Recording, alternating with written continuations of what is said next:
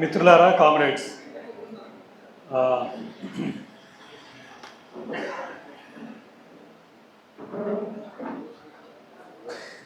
తిప్పి తిప్పి లెనిన్ గురించే చెప్తున్నారు, అటు చెప్తున్నారు, ఇటు చెప్తున్నారు అనే ఒక అవకాశం. అంటే నేను పాంప్లెట్స్ అయితే నాకు కూడా అదే అనిపించింది. అటు భోంచేసాక కూడా మళ్ళీ అదే మాట్లాడుతున్నారు అనే ప్రమాదం కూడా ఉంది. ఏమైనా దీన్ని మనం అధ్యక్షుల వారు ఆదేశించినట్లు 4 గంటలలోపు ముగించుకునేదానికి వీలుగా నేను 10 నిమిషాల్లోనే ముగిస్తాను. లెనిన్ జీవితం, రాజీ లేని పోరాటం అనేది చివరిగా మనం మాట్లాడుకుంటున్న అంశం. ముందుగా బిపిన్ మన ముందు ఒక లోతైన తాత్విక చర్చతో ప్రారంభించి ఆ తాత్విక విశ్లేషణ ఒక రాజకీయ కార్యాచరణకి ఏ విధంగా దోహదపడింది, ఏ విధంగా అనివార్యమైంది, ఆ రాజకీయ కార్యాచరణ కోసం ఆ తాత్విక విశ్లేషణ ఏ రకంగా అనివార్యమైంది అనేది మన ముందు ఎస్టాబ్లిష్ చేశారు. జేపీ మాట్లాడుతూ లెనిన్ జీవితం నుంచి నిర్దిష్టంగా ఈ రోజున భారత కమ్యూనిస్టులుగా ఉన్న మనం నేర్చుకోవాల్సిన 4 పాఠాల మీద చెప్పారు. ఇప్పుడు అధ్యక్షుల వారు రఘు గారు మాట్లాడుతూ ఒక రకంగా నేను మాట్లాడబోయేదానికి ఉపోద్ఘాతంగానా అన్నట్లు ఇన్ని విషయాలు తెలుసుకున్న తర్వాత ఇంతకాలం మనం చాలా నిజాయితీగా, చాలా చిత్తశుద్ధిగా, చాలా ఆశావహంగా పనిచేస్తూ వచ్చిన పార్టీలు, నడుస్తూ వచ్చిన మార్గం నిజంగా మార్క్సిజానికి, లెనినిజానికి అనుకూలంగా లేకపోవడమే కాదు, కొన్ని సందర్భాల్లో వ్యతిరేకంగా కూడా ఉన్నాయి అనే విషయం ఇక్కడ మనం ఎస్టాబ్లిష్ చేసుకున్న తర్వాత మరి ఇంకేం మిగిలింది మనకు జీవితంలో, దేనికోసం ఇంతకాలం పనిచేసాం, జీవితాలన్నీ వృధా అయిపోయాయి కదా అనే ఒక నిస్పృహకి లోనవ్వాలా, లేదు ఆలస్యంగానైనా సరే సరైన మార్గం ఏదో తెలిసినప్పుడు ఆ మార్గంలో పయనించాలి అనే ఒక కొత్త ఉత్సాహంతో కొత్త దారిలో ప్రయాణం మొదలుపెట్టాలా అనే ప్రశ్న మన ముందు నిలబడుతుంది ఖచ్చితంగా. ఆ ప్రశ్నకి సమాధానానికి కూడా మయకోవ్స్కీ అన్నట్లుగా ఆయన నాచుని తొలగించడానికి లెనిన్ ఎలా సహాయపడ్డాడో, ఈ సందిగ్ధాన్ని తొలగించడానికి, ఈ నిరాశని తొలగించడానికి, ఈ నిస్పృహని దూరం చేయడానికి కూడా మళ్ళీ లెనినే మన దగ్గరకు వస్తాడు. అందుకే మనోళ్ళు రాశారు, we love Lenin for the hope that you gave అని అక్కడ పోస్టర్ మీద మనం చూస్తాం. లెనిన్ ఏమిచ్చాడు మనకి అంటే రష్యా విప్లవాన్ని ఇచ్చాడు. మార్క్సిస్ట్ సిద్ధాంతం మొత్తం ఒక రివిజనిజంకి గురవుతున్నప్పుడు దాని మీద పోట్లాడి దాన్ని మళ్ళీ తిరిగి ఒక విప్లవకర సిద్ధాంతంగా నిలిపి పునరుజ్జీవనంతో కూడిన మార్క్సిజాన్ని మనకిచ్చాడు. అంతేకాదు ఈరోజు కూడా మొత్తం పరిస్థితులన్నీ విప్లవానికి వ్యతిరేకంగా ఉన్నాయి అని కనిపిస్తూ ఉన్న ఒక కాలంలో కూడా విప్లవం యొక్క ఆవశ్యకతని, విప్లవం యొక్క అనివార్యతని మన ముందు నిలబెడుతూ మళ్ళీ మనకి ముందుకెళ్ళే దారిని, స్థైర్యాన్ని కూడా లెనినే ఇస్తాడు. అది ఎలా ఇస్తాడు లెనిన్ అంటే రాజీ లేని తన పోరాటం నుంచి మనకిస్తాడు. ఏ దశలోనూ కూడా ఇంకెక్కడ చాలు అని అనుకోకుండా అనేక మూల మలుపుల్లోనూ, అనేక కీలకమైన ఘట్టాల్లోనూ రాజీ లేని సైద్ధాంతిక, నిర్మాణపరమైన పోరాటంలోంచే లెనిన్ బోల్షివిక్ పార్టీని, మార్క్సిస్ట్ సిద్ధాంతాన్ని నిలబెట్టారు, ముందుకు నడిపించారు. అగైన్ ఉదయం మనకి బిపిన్ ఏదైతే ఒక కేవియట్ పెట్టారో, ఇలా మాట్లాడుతున్నామంటే అర్థం మళ్ళీ ఒక కారణ జన్ముడు ఆకాశంలోంచి ఉద్భవించి మన కోసం సోషలిజాన్ని మన ముందు ఒక ప్రవక్తలాగా ప్రవచించాడు అనేది ఎంత మాత్రం కాదు. ఖచ్చితంగా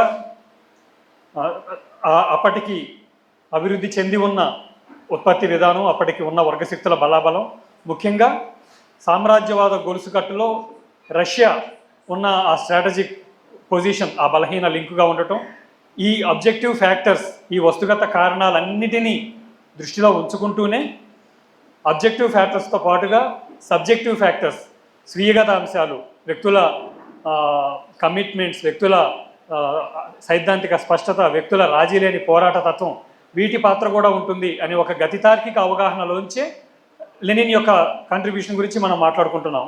ఆయనను ఒక అవతార పురుషుడిగా చేయటం మన ఉద్దేశం ఎంత మాత్రం కాదు. సో ఏమిటి ఆయన చేసిన రాజీ లేని పోరాటం అంటే, ముఖ్యంగా యంగ్స్టర్స్ కూడా ఇక్కడ ఉన్నారు కాబట్టి మనం యంగ్ లెనిన్ దగ్గర నుంచి మొదలు పెట్టుకొని మాట్లాడడం అవసరం అని నేను భావిస్తూ ఉన్నాను. 16 ఏళ్ల వయసులో ఒక ఎగువ మధ్యతరగతి భద్ర జీవితం గడుపుతున్న ఒక కుటుంబంలో ఒక పెద్ద కుదుపు, ఆ కుటుంబంలోని పెద్ద కొడుకు ఆ దేశపు చక్రవర్తిని కుట్రపూన్ని ఒక కుట్రపూరితంగా హత్య చేసే ప్రయత్నంలో చేయబోతున్నాడని అభియోగం మోపబడి ఉరితీయబడతాడు. అప్పటికి లెనిన్ వయసు 16 ఏళ్ళు. అది ఒక ఎగువ మధ్యతరగతి కుటుంబం. లెనిన్ వాళ్ళ నాన్నగారు జార్ ప్రభుత్వంలో స్కూల్స్ ఇన్స్పెక్టర్గా ఒక ప్రభుత్వ అధికారి, ఒక మోర్ దాన్ కంఫర్టబుల్ లైఫ్ గడుపుతున్న ఒక యువకుడు. అదే కుట్రలో భాగంగా వాళ్ళ అక్క అన్న ఆమెని ప్రవాసానికి పంపుతారు. ఇటువంటి అంతకు కొద్దిగా ముందే వాళ్ళ నాన్నగారు అనారోగ్యంతో మరణించి ఉంటారు. చాలా భద్రంగా సౌఖ్యంగా సాగిపోతూ ఉన్న కుటుంబంలో అంత పెద్ద ఒడిదుడుకు వచ్చినప్పుడు సాధారణంగా ఒక యావరేజ్ కాన్షియస్నెస్ ఉన్న వ్యక్తి తీసుకునే నిర్ణయం ఏంటంటే, ఇప్పటికీ జరిగిన నష్టాలు చాలు, ఇప్పటికి ఎదురైన కష్టాలు చాలు, వాళ్ళ అమ్మ ఉంది ఇంకా పెద్ద ఆవిడ, సో ఈ కుటుంబాన్ని చూసుకునే వాడిని తర్వాత నేనే ఇంకా అని చెప్పి ఒక కెరీర్ పర్సువేషన్లో వెళ్ళే అవకాశం ఒకటైతే ఉంది లెనిన్ ముందు. ఇంత మాట్లాడుకున్న తర్వాత లెనిన్ చాలా తెలివైన వాడు, చాలా పదునైన ఆలోచన కలవాడు అనే స్టేట్మెంట్ నేను ఇవ్వాల్సిన అవసరం లేదు, అది ఖచ్చితంగా మనకు అర్థమైపోయింది. బట్ అంత తెలివిని, అంత పదునైన బుర్రని తన యొక్క కెరీర్ నిర్మించుకోవడం కోసం కాకుండా ఏ లక్ష్యం కోసం అయితే వాళ్ళ అన్న వాళ్ళ అక్క నిలబడ్డారో ఆ లక్ష్యాన్ని ముందుకు తీసుకెళ్ళడం కోసం తన జీవితాన్ని అంకితం చేయాలి. మనందరం అనేక సందర్భాల్లో మన చుట్టూ జరుగుతున్న అన్యాయాన్ని ద్వేషిస్తాం, నిరసిస్తాం. ఒక న్యాయవంతమైన సమాజం కావాలని కోరుకుంటాం. ఒక న్యాయవంతమైన సమాజం కావాలంటే దానికి విప్లవం మినహా మరో మార్గం లేదు అనే ఒక స్పష్టమైన ఆలోచనకి రావటం, అటువంటి విప్లవం కోసం తన జీవితాన్ని అంకితం చేయాలని నిర్ణయించుకోవటం, అది లెనిన్ పోరాట జీవితంలో మొదటి మెట్టు అని నేను వ్యక్తిగతంగా అనుకుంటాను. అక్కడే తన రాజీ పడని ధోరణిలోని మొదటి అంకం అక్కడ వెల్లడైందని నేను అనుకుంటాను. తన సౌకర్యాలని, తన సౌఖ్యాలని, తన కుటుంబాలని కంటే కూడా తన లక్ష్యాన్ని ముందుకు తీసుకురావటం. అయితే మళ్ళీ తన అన్న మీద భక్తితోనే కదా ఆ మార్గంలో వెళ్ళాలని నిర్ణయించుకున్నాడు. కాబట్టి కళ్ళు మూసుకుని గుడ్డిగా అన్న మార్గంలో వెళ్ళిపోవాలా? తన అన్న ఏదైతే కొంతమంది పెట్టి బూర్జువా మేధావులు వ్యక్తిగత హింసావాదంతో, ప్రభుత్వాలను భయపెట్టే టెర్రరిస్టు చర్యలతో, ప్రభుత్వాలను భయపెట్టడం ద్వారా వ్యవస్థలను మార్చొచ్చు అనే ఏ మార్గాన్ని అయితే వాళ్ళ అన్నయ్య ఎంచుకున్నాడో ఆ మార్గంలోనే పయనించాలా అనే ప్రశ్న వచ్చినప్పుడు మళ్ళీ రాజీ పడలేదు లెనిన్. అన్న కోసమే కదా ఈ మార్గంలోకి వచ్చాను, అన్న మార్గంలోనే వెళ్దాం అని అనుకోలేదు. అప్పటికి నరోద్నిక్ ఉద్యమం చాలా బలంగా ఉంది. నరోద్నిక్కులు అనేవాళ్ళు అదొక చరిత్ర, అంత చరిత్రలోకి మనం వెళ్ళలేము ఇప్పుడు. రైతాంగం ఆధారంగా విప్లవాలు జరగాలని భావించారు. దానికోసం గ్రామాలకు వెళ్ళారు.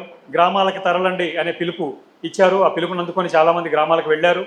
గ్రామాల్లో కొంతకాలం పనిచేసిన తరువాత ప్రజల యొక్క వాస్తవ జీవితాలకి, వాళ్ళ యొక్క వాస్తవ అవగాహనకి, వాళ్ళ వాస్తవ చైతన్యానికి, వీళ్ళు ఇస్తున్న పిలుపులకి, వీళ్ళ కార్యాచరణకి మధ్య చాలా గ్యాప్ ఉండటం మూలంగా వీళ్ళ పిలుపులకి ప్రజల్లో స్పందన లేదు, రైతాంగంలో స్పందన లేదు.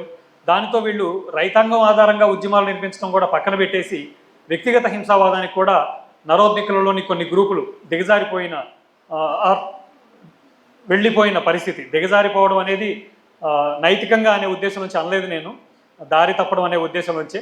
ఎందుకంటే ఒక లక్ష్యం కోసం ప్రాణాలు ఇవ్వటం, లక్ష్యం కోసం ప్రాణాలు తీయటం, అవి నైతికంగా చూసినప్పుడు చాలా పవిత్రమైనవి, అందులో ఎటువంటి అనుమానం లేదు. నా దిగజారటాన్ని అపార్థం చేసుకోవద్దు. బట్ ఇక్కడ విప్లవ వ్యూహం గురించి ఇందాక మనం ఏదైతే మాట్లాడుకున్నామో, సో ఆ రోజున్న భౌతిక పరిస్థితులు, ఆ రోజున్న వర్గ శక్తుల బలాబలాలు, ఆ రోజున్న ప్రజల చైతన్య స్థాయి, వీటన్నిటిలోంచి చూసినప్పుడు నరోద్నికులు విఫలమయ్యారని చెప్పడం నా ఉద్దేశం. కానీ సహజంగానే అప్పటికింకా విప్లవకరమైన కార్మిక వర్గం, అలానే ఒక మార్క్సిస్ట్ సిద్ధాంతంతో ఉద్యమాలని ముందుకు తీసుకెళ్ళగలిగిన ఒక వ్యాన్గార్డ్ లేని కారణంగా కొంతమంది న్యాయాన్ని కోరుకునే యువకులు ఇంకా ఈ నరోద్నిక్ ప్రభావంలో ఉన్నారు. వ్యక్తిగత హింసావాదం, టెర్రరిజం ఆ ప్రభావంలో ఉన్నారు. దానిలో భాగంగానే లెనిన్ వాళ్ళ అన్నయ్య అలెగ్జాండర్ ఆ జార్ పైన హత్యాయత్నం చేశారు. అది కాదు మార్గం అని తెలుసుకోవడం, క్రమక్రమంగా నెమ్మదిగా కజాన్ యూనివర్సిటీలో మార్క్సిస్ట్ స్టడీ గ్రూపులతో తనకి పరిచయం అవ్వడం, మార్క్సిజాన్ని అర్థం చేసుకుంటున్న కొద్దీ, మార్క్సిజం రష్యా యొక్క విప్లవానికి, రష్యాలో ఉన్న ప్రజల జీవితాన్ని మార్చడానికి మార్క్సిజమే సరైన మార్గం అని అవగాహన అవుతున్న క్రమంలో నరోద్నిక్కులు ఎటువంటి పొరపాట్లు చేస్తున్నారు, వాళ్ళ ఆలోచనలో ఉన్న పొరపాట్లు ఏంటి అనేది లెనిన్ చాలా స్పష్టంగా అర్థం చేసుకున్నారు. ఒక బ్లైండ్ ఇమోషన్, మా అన్న ఏ మార్గంలో వెళ్ళాడో నేను కూడా అదే మార్గంలో వెళ్తాను అనే ఒక బ్లైండ్ ఇమోషన్కి లోనవ్వకుండా నరోద్నిక్ ఉద్యమం ఏంటి, దానిలో ఉన్న బలహీనతలు ఏంటి, అది ఏ రకంగా ఈరోజు రష్యా పరిస్థితులకి అనుకూలంగా లేదు అనే విషయాలు అర్థం చేసుకున్నారు. అప్పటికే ప్లెఖనోవ్, ఉదయం కూడా మనం మాట్లాడుకున్నాం, జార్జ్ ప్లెఖనోవ్ ఒక రకంగా ప్రారంభంలో నరోద్నిక్గా ఉండి మార్క్సిజం పరిచయం అయిన తర్వాత వేగంగా మార్క్సిస్ట్గా ఎదుగుతూ ఆ క్రమంలో నరోద్నికుల్ని సైద్ధాంతికంగా నరోద్నికులతో దూరం జరిగి ఒక రకంగా నరోద్నికులకి వ్యతిరేకంగా పనిచేయటం ప్రారంభించారు ప్లెఖనోవ్ అప్పటికే. కానీ ప్లెఖనోవ్ కొట్టిన దెబ్బ, ప్లెఖనోవ్ చేసిన విశ్లేషణ సరిపోలేదు. రష్యన్ రైతాంగం పైన, రష్యాలో ఉన్న పెటీ బూర్జువా, నిజాయితీ పరులైన పెటీ బూర్జువా యువకుల పైన నరోద్నికుల ప్రభావాన్ని ధ్వంసం చేయడానికి ప్లెఖనోవ్ కృషి సరిపోలేదు, లెనిన్ కృషి కూడా అవసరమైంది. ఒక రకంగా లెనిన్ మొట్టమొదటి సైద్ధాంతిక రచన who are the friends of people, what do they do for social democrats. So రష్యాలో ఉన్న సోషల్ డెమోక్రాట్స్ అంటే అప్పుడున్న కమ్యూనిస్టులు. వాస్తవంగా ఒక చిన్న డీటూర్ తీసుకుంటాను. సోషల్ డెమోక్రాట్లు అనే పదం వ్యక్తిగతంగా నన్ను చాలా కన్ఫ్యూజ్ చేసింది. మనం పదే పదే ఇక్కడ సోషల్ డెమోక్రాట్లు అనే వాళ్ళని ఒక వ్యతిరేక అర్థంలో వాడుతూ ఉన్నాం. పొద్దుటి నుంచి మనం ఇక్కడ కమ్యూనిస్ట్ పార్టీల ఆచరణ గురించి మాట్లాడుతున్నప్పుడు వాళ్ళంతా సోషల్ డెమోక్రసీకి దిగజారిపోయారు, మార్క్సిజానికి దూరంగా ఉన్నారు అని మనం పదే పదే అనుకుంటూ ఉన్నాం. కానీ ఏ బోల్షివిక్ పార్టీ అయితే రష్యా విప్లవాన్ని జయప్రదం చేసిందని మనం అనుకున్నాము, ఆ బోల్షివిక్ పార్టీ పూర్తి పేరు Russian social democratic labour party, Bolshevik. So social democratic party అనేది లెనిన్ విప్లవానికి నాయకత్వం వహించిన పార్టీ పేరు. మరి సోషల్ డెమోక్రటిక్ ఇప్పుడు ఎందుకు ఈ నెగిటివ్ ఇమేజ్ వచ్చింది అనేది ఒక్కసారి క్లియర్ చేసుకొని మళ్ళీ ముందు మనం చర్చలోకి వెళ్దాం. ఉదయం మన కామ్రేడ్ జేపీ మాట్లాడుతూ ఏప్రిల్ థీసిస్ గురించి మన ముందు ప్రస్తావించాడు 3వ పాఠంలో భాగంగా.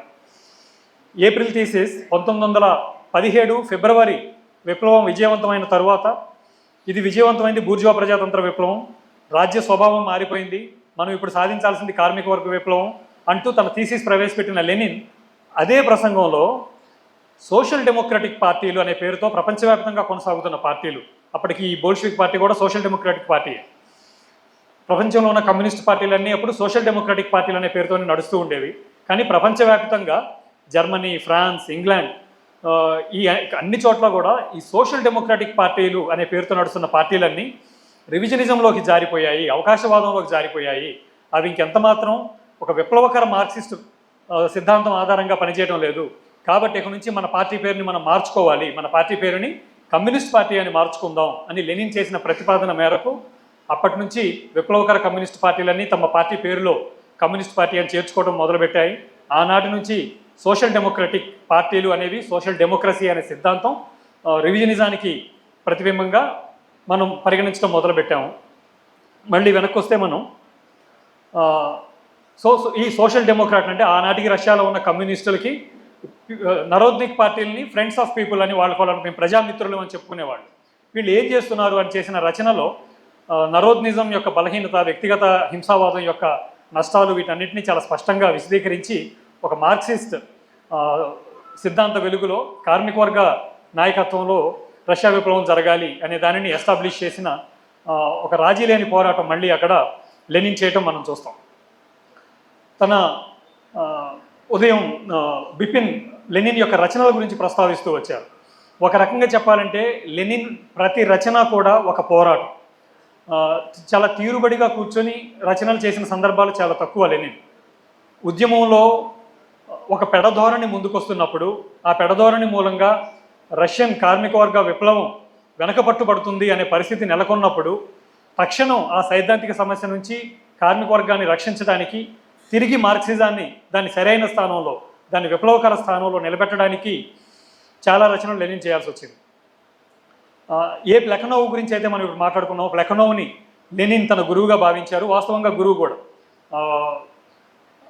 ఆ ప్లెఖనోవ్ బోల్షివికులకి, మెన్షివికులకి రష్యన్ సోషల్ డెమోక్రటిక్ లేబర్ పార్టీలో తీవ్రమైన వాదోపవాదాలు జరుగుతున్న కాలంలో పార్టీ సభ్యత్వం అనే దాన్ని మనం ఉదాహరణగా తీసుకుంటే ఎటువంటి వాళ్ళకి పార్టీ సభ్యత్వం ఇవ్వాలి అనే విషయం మీద చర్చ జరుగుతున్నప్పుడు ఆ చర్చ లోతులు ఉదయం మనతో జేపీ మాట్లాడాడు. సో కేవలం పార్టీ సిద్ధాంతాన్ని ఆమోదిస్తే చాలు, ఇటువంటి సింప్లిస్టిక్ రూల్స్ పెట్టుకుంటే సరిపోదు, చాలా ఒక బలమైన స్ట్రింజెంట్ రూల్స్ ఉండాలి పార్టీ సభ్యత్వానికి అనే వాదనతో ఒకవైపున బోల్షివిక్లు, మరొక వైపున లిబరల్గా ఉండాలి మన పార్టీ సభ్యత్వం, తద్వారా విస్తృతంగా ప్రజానీకాన్ని మనం సభ్యులుగా చేర్చుకోగలుగుతాం అనే లిబరలిజానికి ప్రతినిధులుగా మెన్షివిక్లు నిలబడినప్పుడు ప్లెకనోవ్ ఒక అస్థిరమైన వైఖరిని తీసుకుంటారు. ఎందుకు ప్లెకనోవ్ అస్థిరమైన వైఖరిని తీసుకుంటారు అంటే దానికి ఆయన ఇచ్చుకున్న జస్టిఫికేషన్ పార్టీలో ఐక్యతను కాపాడుకోవడానికి. ఇటువంటి చిన్న చిన్న విషయాల మీద మనం గట్టిగా ఎవడి పట్టువాడు పట్టుకొని బోల్షివికులుగా మెన్షివికులుగా పార్టీ విడిపోతే మనం బలహీనపడిపోతాం కదా. కాబట్టి ఐక్యతను కాపాడుకోవడం కోసం కాస్త వాళ్ళకి కాస్త వీళ్ళకి వయా మీడియాగా నేను పార్టీలో ఐక్యతని కాపాడుతున్నాను అని ప్లెకనోవ్ భావించారు. బహుశా ప్లెకనోవ్ చాలా నిజాయితీగా కూడా ఆ పని చేసి ఉండవచ్చు. కానీ లెనిన్ చాలా స్పష్టంగా చెప్పింది ఏంటంటే ఇటువంటి సందర్భాలలో లిబరలిజం వైపు నిలబడడం అంటే, రివిజనిజం వైపు నిలబడడం అంటే, రివిజనిజంతో ఒక స్థిరమైన పోరాటంలోకి, ఒక నిశ్చయాత్మకమైన పోరాటంలోకి దిగకపోవడం అంటే, వాళ్ళ వైపు నిలబడడం కూడా కాదు ప్లెకనోవ్ చేసింది. ప్లెకనోవ్ ఏమీ మెన్షివిక్కుల్ని బలపరచలేదు. ఆయన మెన్షివిక్కుల్ని బోల్షివికుల వైపు లాక్కొస్తున్నారనే ఉద్దేశంలో ఉన్నాడు ఆయన. అందుకని మెన్షివికుల మీద నిర్ణయాత్మకంగా పోరాటానికి బోల్షివికులతో కలిసి సిద్ధపడలేదు. ఆనాటికి ఆయన పెద్ద మనిషి. సో ఆ పెద్ద మనిషి నిర్ణయాత్మక పోరాటంలోకి దిగకపోతే ఏదో ఒకనాటికి తను కూడా మెన్షివిక్గా మారిపోతాడు అని చెప్తాడు లెనిన్. అది నిజం అయింది కూడా. క్రమక్రమంగా ప్లెకనోవ్ కూడా మెన్షివికులతో కలిసిపోయాడు.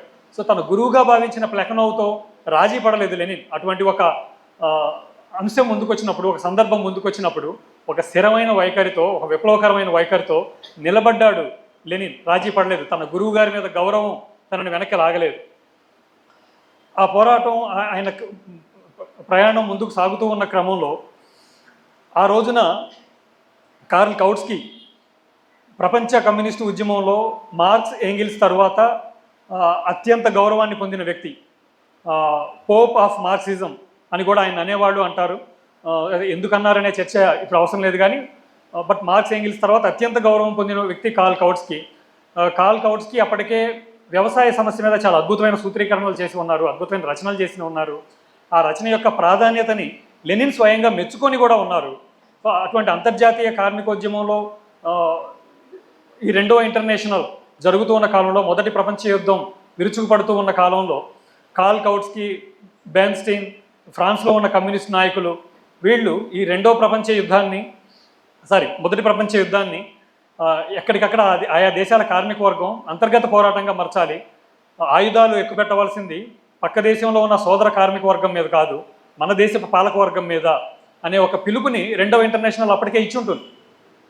కానీ తీరా యుద్ధం విరుచుకుపడిన సందర్భంలో ఈ ప్రముఖ కమ్యూనిస్టు నాయకులందరూ ఆయా దేశాల పాలక వర్గాలతో రాజీ పడిపోయి పితృదేశ సంరక్షణ అనే పేరుతో ఇప్పుడు యుద్ధం జరుగుతూ ఉంది.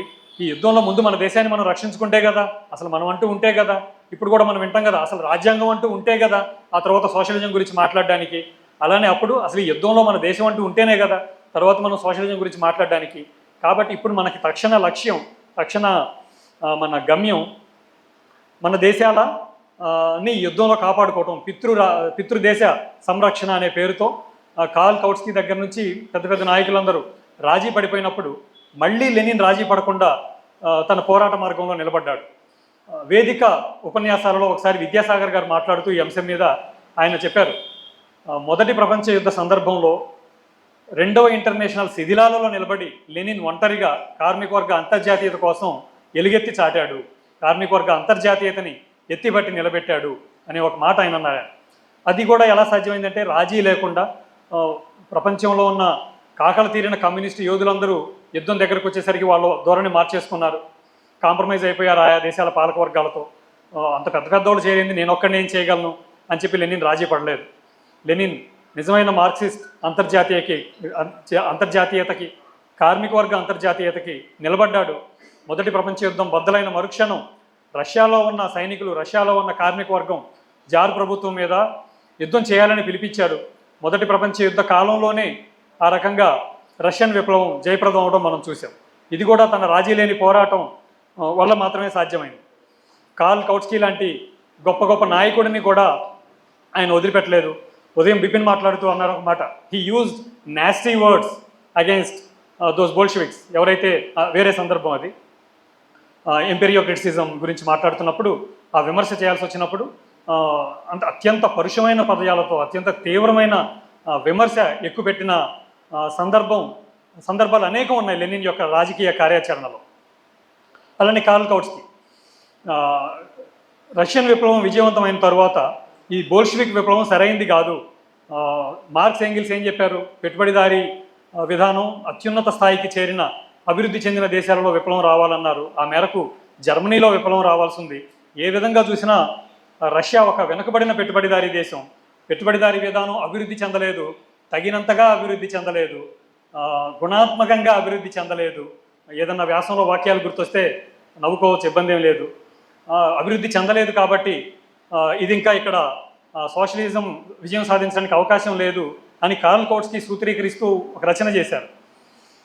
అప్పటికి అనేక అంతర్గత బహిర్గత సవాళ్ల మధ్యలో రష్యా ఉంది.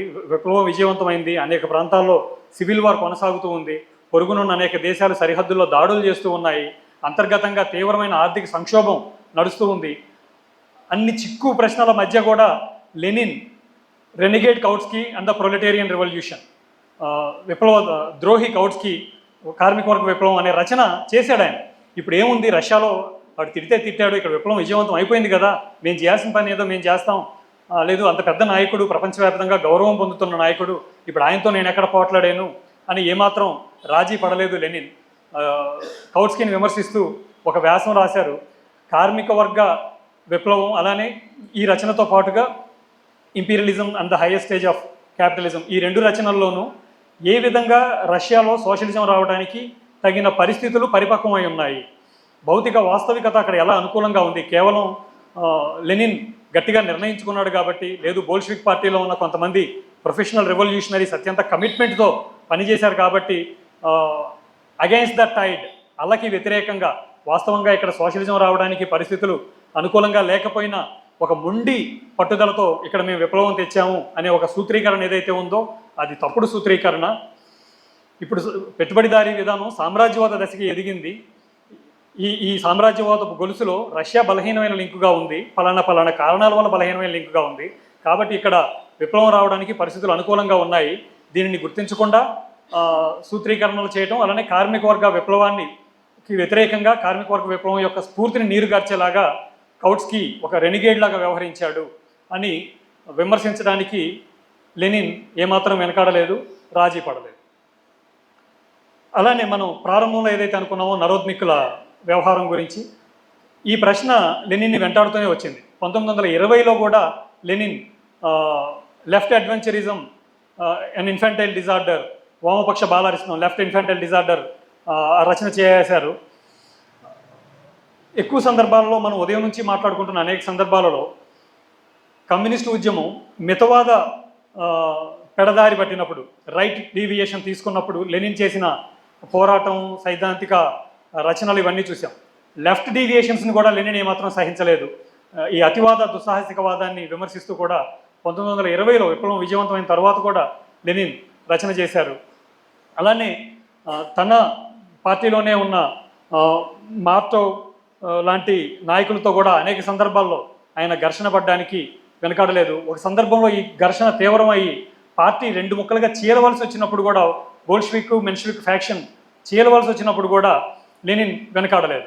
పార్టీ యొక్క విప్లవకర స్వభావాన్ని నిలబెట్టుకోవడం కోసం చీలిక అవసరమైతే చీలడానికే సిద్ధంగా ఉన్నాడు తప్ప అవకాశవాద రాజీలకి లెనిన్ ఎప్పుడు దూరంగా నిలబడ్డాడు.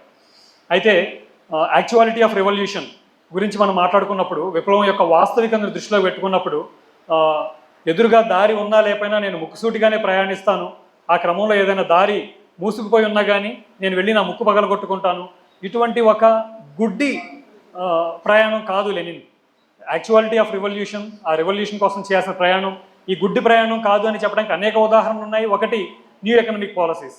విప్లవం విజయం సాధించిన తర్వాత రష్యాలో న్యూ ఎకనామిక్ పాలసీస్ని ప్రవేశపెట్ట ఒక మేరకు పెట్టుబడిదారీ విధానాన్ని తిరిగి అనుమతించడానికి లెనిన్ వెనకాడలేదు. ఎందుకంటే అంతిమ లక్ష్యం మీద స్పష్టమైన అవగాహన ఉన్నప్పుడు ఈలోగా వస్తున్న సవాళ్ళను ఎదుర్కోవడం కోసం అవసరమైన మేరకు ఫ్లెక్సిబుల్గా ఉండటంలో లెనిన్ ఎప్పుడు వెనకాడలేదు. కానీ అవకాశవాద రాజీలకు, ఆ అవకాశవాద రాజీలకే ఐక్యతను కాపాడుకోవడం అనే పేరు పెట్టడానికి, తద్వారా విప్లవకర మార్క్సిస్ట్ సిద్ధాంతాన్ని రివిజనిజానికి, అవకాశవాదానికి తాకట్టు పెట్టడానికి వ్యతిరేకంగా లెనిన్ ఒక రాజీ లేని పోరాటం చేశారు. అటువంటి ఒక పోరాటం ఖచ్చితంగా ఈ రోజున భారతదేశంలోనూ, ముఖ్యంగా మన తెలుగు రాష్ట్రాల్లోనూ ఉన్న పరిస్థితుల నేపథ్యంలో ఆ రాజీ లేని పోరాట స్వభావం ఇక్కడ కమ్యూనిస్టు అభిమానులకి, వామపక్ష అభిమానులకి అది స్ఫూర్తిగా నిలవాల్సిన అవసరం ఎంతైనా ఉంది. మన కళ్ళ ముందు జరుగుతున్న అనేక మార్పులు చూస్తూ ఉన్నాం. నా ముందు ఆ ప్రశ్న నిలబడింది. నేను పుట్టడం ఒక communist CPM party old timer కుటుంబంలో పుట్టాను, సిపిఎం పార్టీ సభ్యుడిగా పెరిగాను.